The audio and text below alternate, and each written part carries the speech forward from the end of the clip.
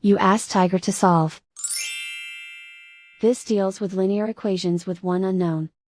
The final result is s equals 8. Let's solve it step by step. Swap sides. Group all constants on the right side of the equation.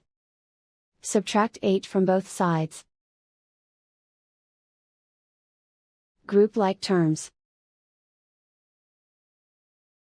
Simplify the arithmetic.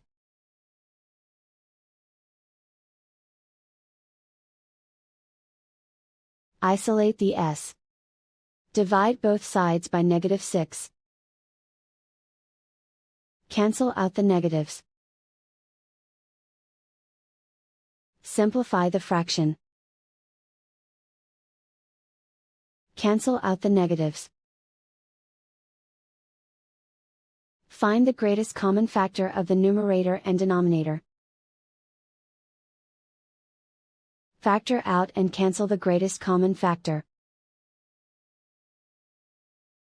And so the final result is s equals 8.